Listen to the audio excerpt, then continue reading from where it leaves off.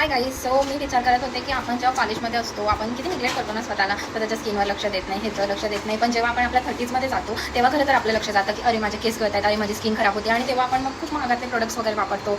Sir मला एकच आहे की आपण का नाही करत की आधीपासूनच आपण ट्राय करायचं की आपण आधीपासूनच आपल्या स्किनची केअर करावी, म्हणजे ती नंतर पण चांगली राहील. पण ठीक आहे, लेट इट बी. आता सध्या तर माझं पर्पलचं पार्सल आलं आहे, त्याच्यात मी काय काय मागवलं हे मी तुम्हाला क्विकली दाखवते. सो फर्स्ट आहे त्याच्यामध्ये हा ग्रीन क्ले, त्याच्यामुळे तुमची टॅनिंग वगैरे मास्क आहे, काइंड ऑफ मास्क आहे हे, टॅनिंग वगैरे रिमूव्ह करतं, काइंड ऑफ मुलतानी माती. आणि जसं मी तुम्हाला म्हटली, आता मी माझ्या लवकरच 1-2 वर्षांनी मी माझ्या 30मध्ये जाणार आहे, तर मी ही अँटी एजिंग जेल मागवलं आहे मग गुड वाईब्सचं, जे खूप छान वाटतं आहे मला, त्याचे रिव्ह्यूज वगैरे मस्त आहेत म्हणून मी हे मागवलं आहे. आणि नेक्स्ट वन इज विटॅमिन सीची ही नाईट क्रीम आहे, आणि हिचा इफेक्ट खूप जास्त चांगला आहे. आता मी गेले 3-4 महिने ही क्रीम वापरते आणि बघू शकता तुम्ही माझी स्किन एकदम जास्त चांगली झाली आहे. सो हे मागवलं. आणि लास्ट वन इज हे सनस्क्रीन मागवलं मी ममाअर्थचं, SPF 50 आहे हे. सो बघूया हे कसं वर्क करते. ऑलरेडी मी गुड वाईब्सचं वापरते, पण मला यार आता असं वाटतं ना की जास्त आपण जेवढं इन्व्हेस्ट करणार आहे ना आपल्या बॉडीवरती, आपल्या स्किनवरती, तेवढं आपण पुढे जाऊन हेल्दी राहणार आहे. नाहीतर आपण जेव्हा आपल्या 30s वगैरे मध्ये जाऊ ना तेव्हाच आपल्याला सुरकुत्या पडतील, आणि जेव्हा आपले मुलं होतील किंवा ते छोट्याच असतील तेव्हा आपण म्हातारे दिसायला लागू. त्याच्यामुळे ते अवॉइड करण्यासाठी मी तर बाबा माझी स्किनची काळजी घेण्यास सुरुवात केली आहे. तुम्ही पण नक्की करा आणि स्वतःची खूप काळजी घ्या. Thank you for watching.